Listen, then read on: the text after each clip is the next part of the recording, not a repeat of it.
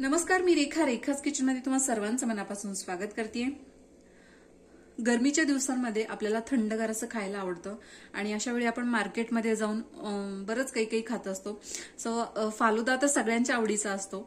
तर असा फालुदा आपल्याला घरच्या घरी कसा बनवायचा हा आपण नेहमी विचार करतो. पण कमी साहित्यामध्ये आज आपण बघणार आहोत झटपट असा तयार होणारा फालुदा, जो की सर्वांनाच बनवता येईल आणि मस्त असं तुम्हाला कौतुक देखील मिळवता येईल. सो अशा प्रकारचा झटपट तयार होणारा फालुदा कसा बनवायचा आहे यासाठी आपल्याला साहित्य काय लागणार आहे, चला तर मग बघून घेऊया.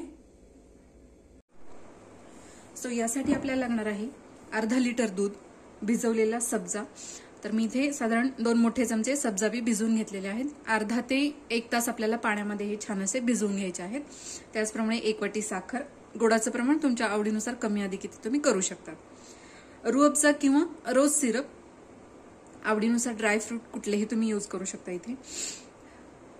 त्याचप्रमाणे कस्टर्ड पावडर, साधारण 2 मोठे चमचे मी इथे कस्टर्ड पावडर घेतलेली आहे आणि 1 वाटी शेवया. सो हे रोस्टेड शेवया आहेत. कच्च्या शेवया देखील आपल्याला मार्केटमध्ये सहज उपलब्ध असतात, तर तुम्ही दोन्हीपैकी कुठल्याही इथे घेऊ शकता.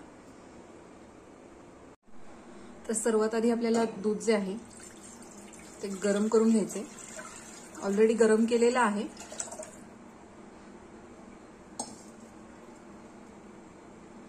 सो इथे दुधाला आपल्याला चांगली उकळी काढून घ्यायची आहे. सो दुधाला इथे चांगली उकळी आलेली आहे. यामध्येच आपण ऍड करणार आहोत शेवया. तर हे ऑलरेडी रोस्टेड आहेत, तरी पण आपण खीर वगैरे जेव्हा बनवतो त्यावेळेस थोडेसे रोस्ट करून घेतो. सो इथे रोस्ट करण्याची गरज नाहीये, कारण आपण फालुदा बनवतोय. सो साधारण 2 ते 3 मिनिट आपल्याला हे शिजवून घ्यायचंय. तर साधारण 2 ते 3 मिनिटं झालेली आहेत आणि शेवया देखील इथे चांगल्या शिजल्या आहेत. तुम्ही बघू शकता इथे या शेवया पटकन शिजतात, फार वेळ लागत नाही.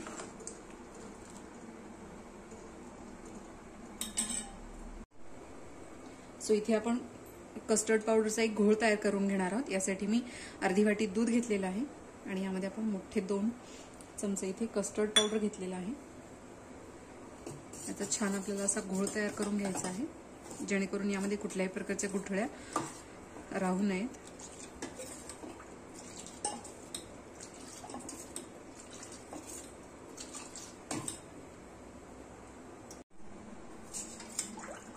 सो यामध्येच आपण हा कस्टर्ड पावडरचा जे घोळ तयार करून घेतला तो इथे ऍड करणार आहोत. लगेचच असं ढवळून घ्यायचे, नाहीतर यामध्ये गाठी वगैरे पडण्याची शक्यता असते. सो तुम्ही बघू शकता इथे की मस्त असं दाटसरपणा लगेचच आलेला आहे. सो यामध्ये आपण ऍड करणार आहोत साखर. साखरेचं प्रमाण तुमच्या आवडीनुसार कमी अधिक तुम्ही करू शकता. कस्टर्ड पावडर शिजण्यासाठी पण फार वेळ लागत नाही. 1 ते 2 मिनिटात कस्टर्ड पावडर देखील ते शिजते. सो साखर टाकल्यानंतर आपण साधारण 2 ते 3 मिनिटे ते शिजवून घेणार आहोत. तर साधारण 2 ते 3 मिनिटं झालेली आहेत आणि पूर्ण शिजलेलं आहे. तुम्ही बघू शकता इथे मस्त असा दाटसरपणा देखील इथे आलेला आहे. सो आता आपल्याला इथे गॅस बंद करायचा आहे. पण त्यापूर्वी आपण यामध्ये थोडेसे ड्रायफ्रुट्स ऍड करणार आहोत. तुमच्या आवडीनुसार कुठलेही ड्रायफ्रूट तुम्ही इथे घेऊ शकता. सो मी इथे काजू बदाम आणि थोडेसे पिस्त्याचे काप देखील घेतलेले आहेत. सो गॅस बंद करायचा आहे आणि हे आपल्याला पूर्णपणे गार करून घ्यायचंय. तर मी साधारण 1 तासभर हे गार करून घेतलेलं आहे. तुम्ही फ्रीजमध्ये देखील हे ठेवू शकता. सो आपण इथे आता सर्व करणार आहोत. यासाठी आपण सब्जा बी इथे 2 चमचे ऍड केलेले आहेत.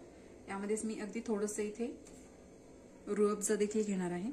तुमच्याकडे रूअफजा नसेल, रोज सिरप असेल तर तेही तुम्ही इथे घेऊ शकता. सो यावर मस्त असं आपलं हे कस्टर्ड इथे घालायचं आहे.